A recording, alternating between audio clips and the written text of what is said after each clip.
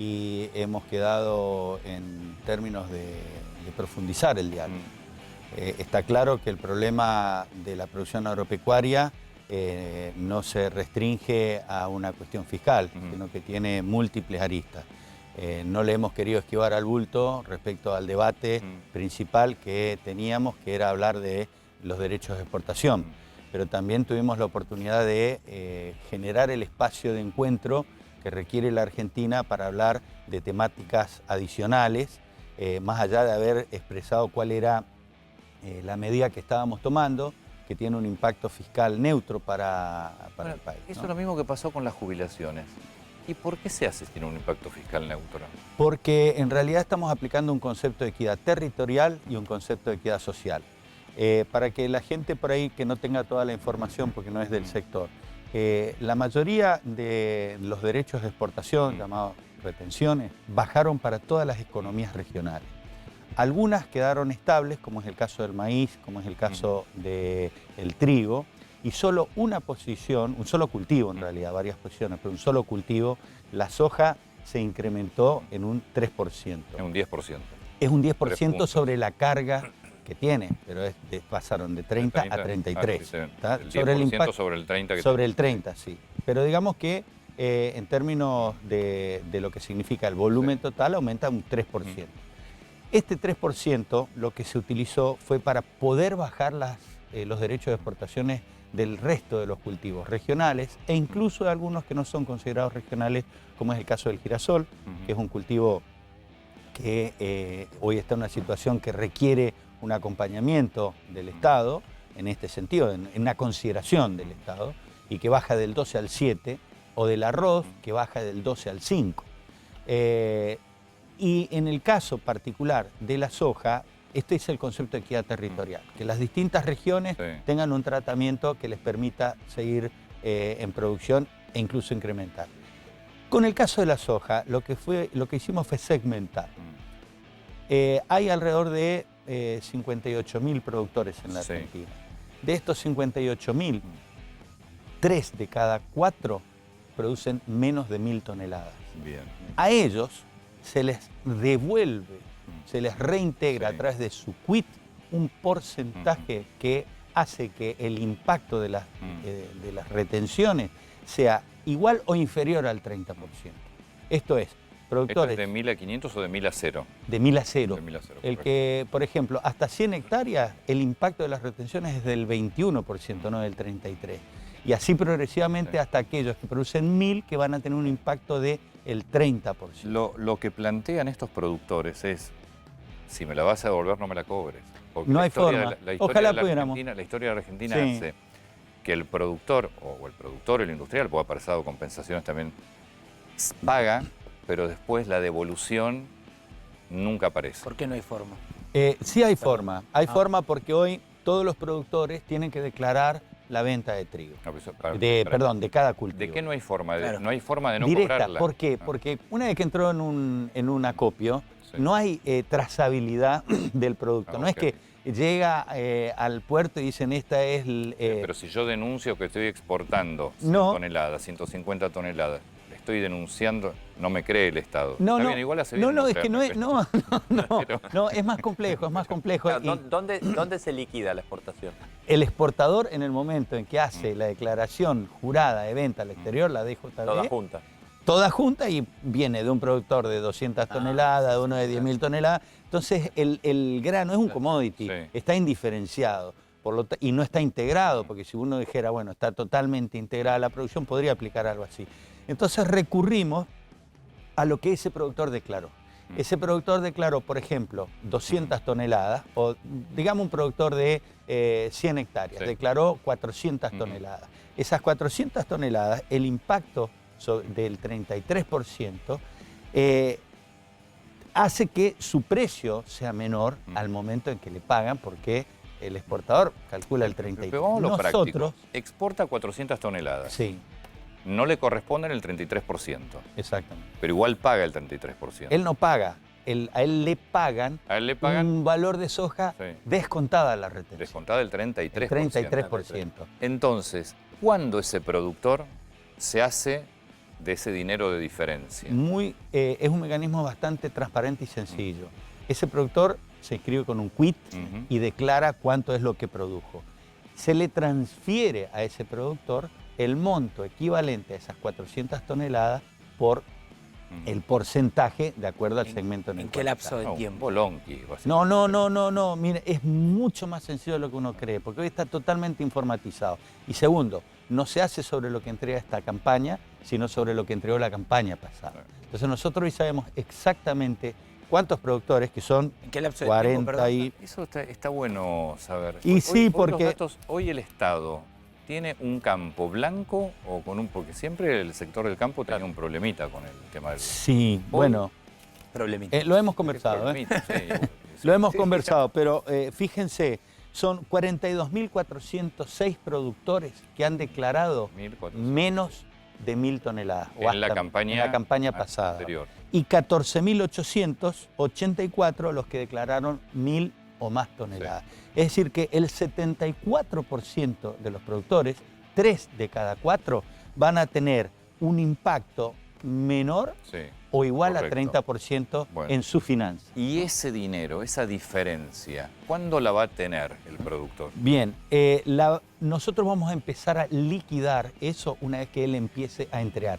Cuando empezamos a tener el registro dentro De la nueva campaña, Claro, lo vi. en ese momento, una vez al mes, se le va a liquidar un porcentaje de acuerdo a lo que va... Ahora, se toma el registro de cuál fue el récord exportador o productor del año pasado, Sí, pero para encuadrarlo en lo que le voy a devolver con relación a lo que vende este año.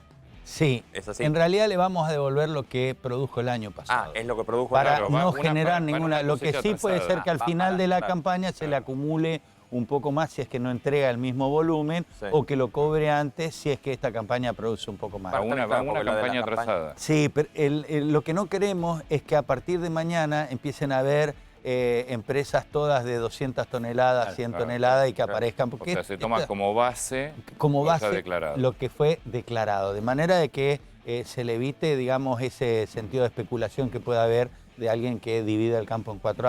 Ha ocurrido, por eso lo hacemos, ¿no?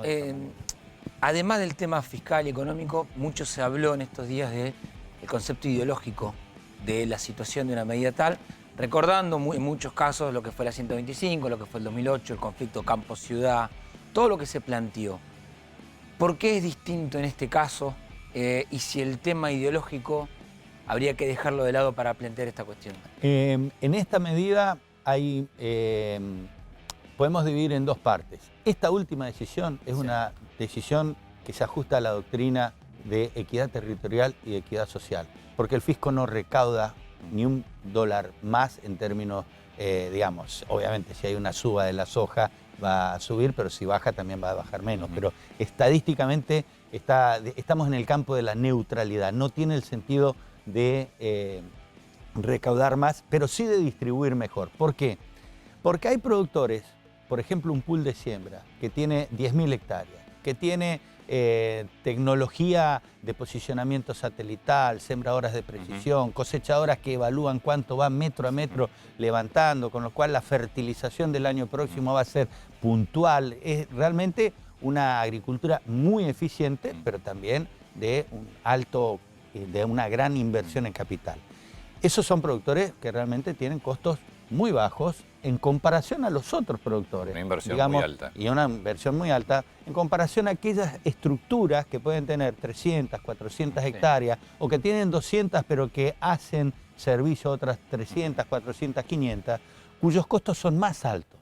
Por eso el sentido diferencial de devolverle para que puedan subsistir y mientras vamos acomodando y puedan ir accediendo a tecnologías. De hecho fue parte de la discusión los créditos del Banco Nación. Lo ideal es que el pequeño productor pueda tener la misma tecnología. La misma eficiencia, por ahí no es la misma tecnología, pero sí la misma eficiencia. Y en muchos casos también abordar algunos procesos de agregación de valor asociado para poder capturar renta en la cadena, ¿no? E incluso cambios de cultivo. Yo vuelvo sobre la pregunta, pero ideológicamente, porque a mí me hace ruido que uno termina exportando impuestos. Ideológicamente, la retención es hoy para este gobierno, igual que lo fue en su momento para el gobierno de Cristina Kirchner, es un tema ideológico las retenciones. No necesariamente. Está en discusión cuál es el mejor, el método más progresivo de recaudación. Lo que pasa es que bien decía hace un ratito, no está muy claro.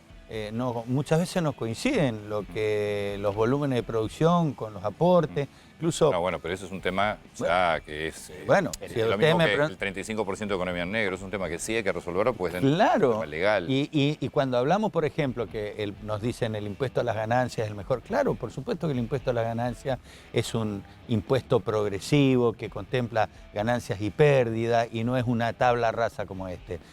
Y lo pusimos en discusión. El tema es que cuando nos ponemos a analizar, no ha habido mucha variación. Los 2 años que no hubieron retenciones, no hubo mucha diferencia. Nos explicaron los muchachos ayer en la mesa que esto recién se empieza a ver después de 1 o 2 campañas por los ciclos.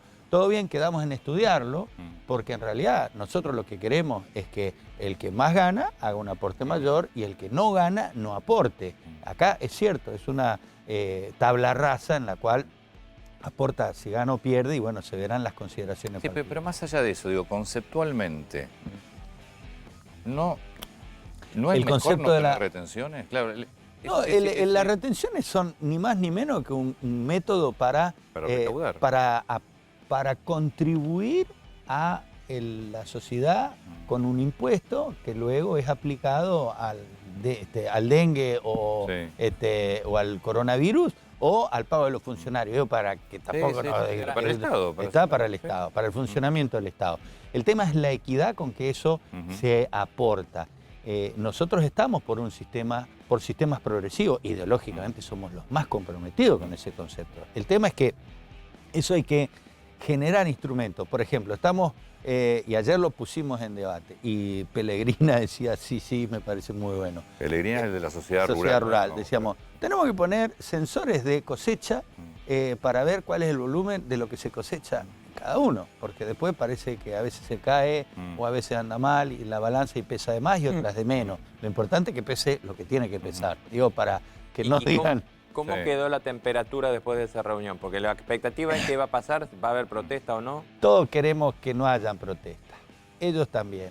Lo que sí, no quieren hacerla, pero tienen que ser, conteste con sus bases.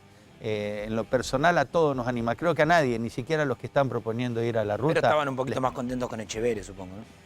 Y no sé, porque Echeverría le puso las mismas retenciones que le pusimos nosotros, con una... Echeverría fue peor todavía, porque es un gobierno donde vos ideológicamente no contemplaba la eso me dijo un dirigente. Pero era una retención fija, vos lo explicaste muy bien. Está bien. Pero es una barbaridad. Pero ideológicamente Estabas de la misma línea. Sí. es un gobierno que vos no Que esperás. nunca esperabas que te haga te eso, suba y Echeverría lo retenciones. Una retención fija en pesos que se cobra en dólares es un acto de irresponsabilidad fiscal, porque está dejando la recaudación del fisco ligada a una hipotética evaluación, una variable que no está ni calculada ni prevista y que le da una incertidumbre adicional a la producción agropecuaria. Sí fue para mostrarle con que, mira, te pego, pero en realidad es porque tenés que aprender o porque necesito. Sí. Y otra Igual, cosa, sí. perdón, en la estructura del Estado, lo habían bajado a Secretaría. Sí.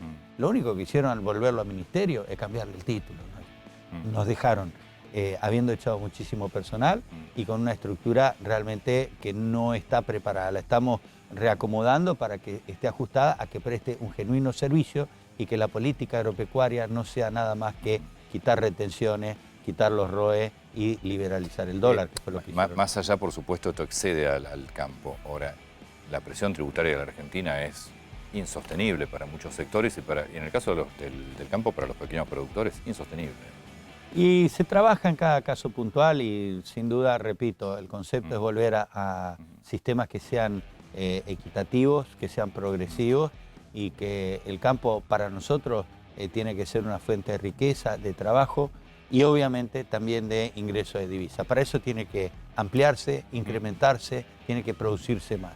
Producirse más además con un sentido de equilibrio ambiental y de equilibrio social, no solo económico, y para esto, bueno, estamos haciendo varias otras cosas, la Dirección de Agroecología. Una para pregunta, hablando de incrementarse, ¿estás preocupado por la seca este año? Porque la cosa no viene bien. Vino muy bien hasta hace 10 días en que empieza a notarse que empieza a haber algo de estrés hídrico.